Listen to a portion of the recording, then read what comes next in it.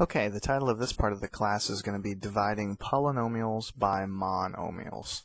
In the previous couple of lessons we've learned how to add polynomials, subtract polynomials, and multiply polynomials, and in this section and then in the next one that comes after we're going to learn how to divide these things. So what do we mean by divide polynomials by monomials? Well, what if you have something like 6x plus 9y divided by 3xy, 3 times x times y. How would you go about simplifying that? Well, obviously we haven't come across anything quite like it, but I'm going to show you a quick trick, and once you learn this trick, you'll be able to basically solve all of the problems in this section using the methods that we've already learned. Let me just go ahead and write it down, and then I'll explain to you why this is true. This fraction, 6x plus 9y over 3xy, is exactly equal to 6x divided by 3xy plus 9y divided by 3xy. So what I was able to do is take the original fraction and say that it's equivalent to the sum of these two fractions. And how can I do that, you might ask? Well, the easiest way to think about the reason why it's possible to do this is just to go ahead and consider some numbers. Let's just take some regular numbers from basic fractions. What is 3 fourths plus 7 fourths? We've already done that, a long time ago in the class and also in elementary math. When the denominator of the fraction is the same, you just keep it. You don't really add anything there. And then when this is true, you go ahead and you add the top two numbers. So 3 plus 7 is going to go on the top. And in this case, that would be equal to 10 divided by 4. Okay. What I want you to focus on is this part of what's going on here. This is sort of the exact reverse of what's going on here. In this case, I've just shown you by proof, by a definite proof, that when you add two fractions together that have the same bottom, it's the same thing as adding them up on the top and keeping the same denominator. And that is exactly what's going on up here, except in reverse. Here, if you look over here, I've got two fractions added together, both with the same denominator. So the sum of these two is going to be equal to a fraction with the same denominator, and the top is simply going to be the sum of the two tops over here. And that's exactly the same thing going on here with these numbers. So that is as the proof of why it's okay to split these apart. This is sort of just explaining it. For the rest of algebra and the rest of your life, this is absolutely always true to do. And if you ever forget the rule, if you say, well, geez, is this legal or not? Go ahead and write it down and see if you can remember by going backwards.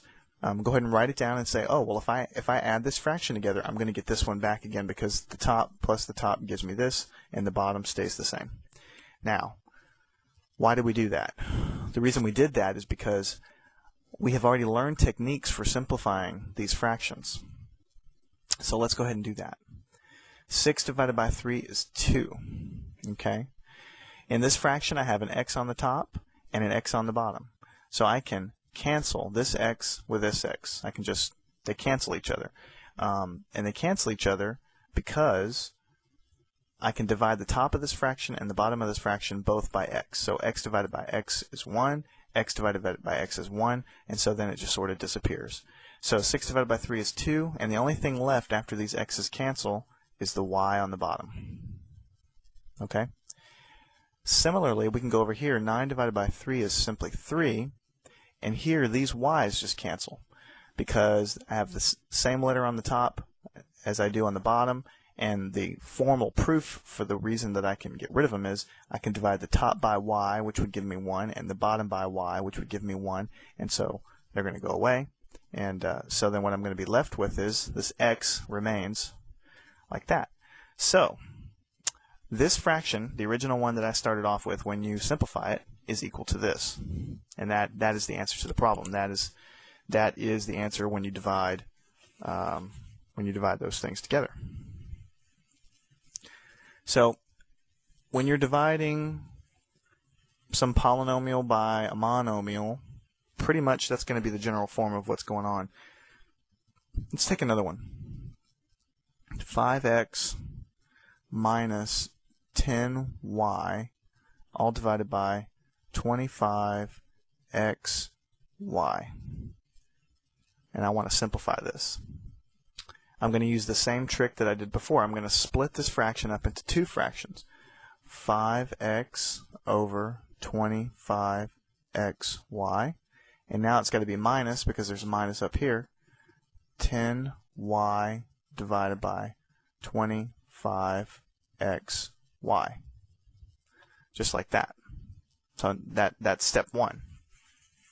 Now notice in all the problems that we're going to do in this section, the title of this section was dividing polynomials by monomials. This is a binomial, which just means it has two terms, and this is a monomial. So all of the problems in this section are going to look similar. They're going to be a bunch of stuff added together on the top divided by one big thing on the bottom. So this trick is going to apply to all problems like this. So let's go ahead and work on simplifying this one. First of all, I've got an x on the top and an x on the bottom. So right away, that can cancel out. Okay, the x on the top can cancel with the x on the bottom. They both go away. Because another way to think of it, I've been telling you that you can divide the top by x and the bottom by x, but another way to think about it is when you're dealing with simplifying fractions, what is 4 divided by 4? Well, that's equal to 1. What is 3 divided by 3? Well, that's equal to 1. What is 2600 divided by 2600?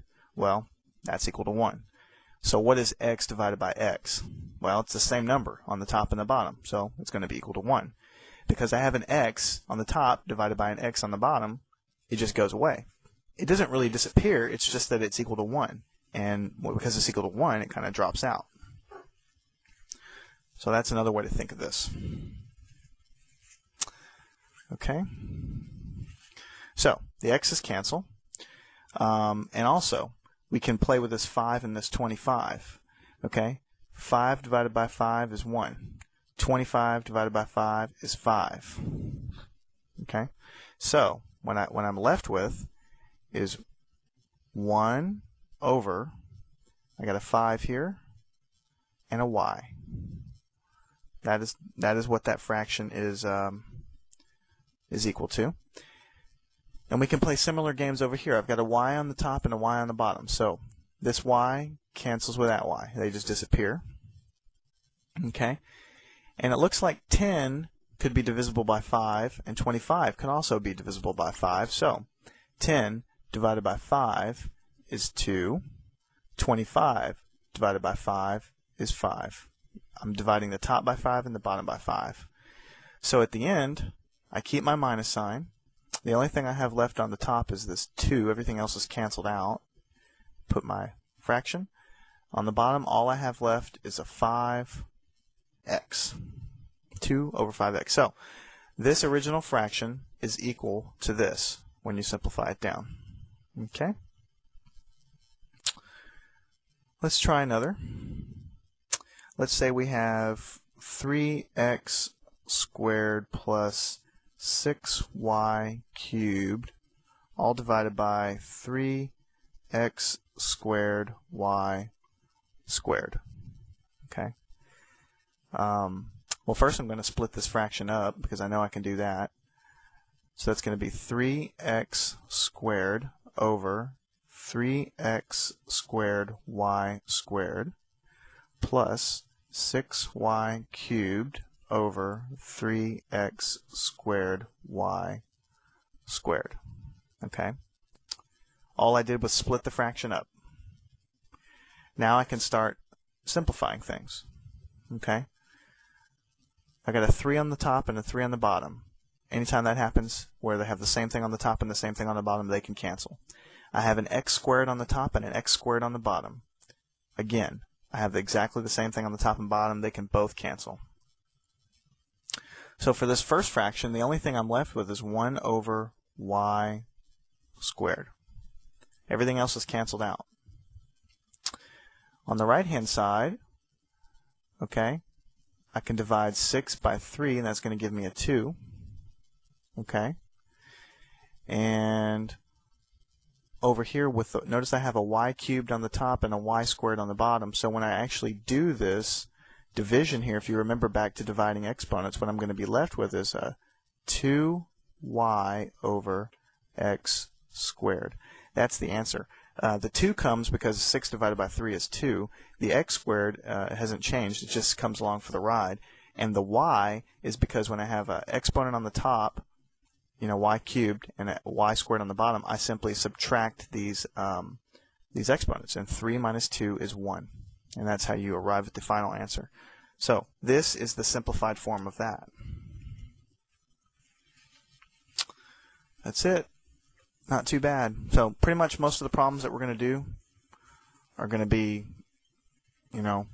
very similar. But again, this whole course that I'm developing here is to me, I think the most important thing of the whole concept of algebra, math, science, whatever, is just doing the problems. You have to get in there and do problems, or at least see a lot of problems worked. So let's go ahead and continue with that.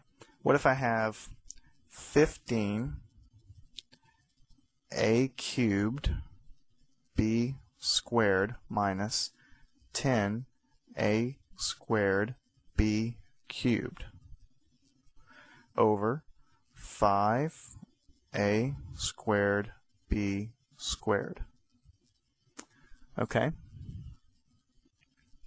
Well, the first thing I want to do is split the fraction up.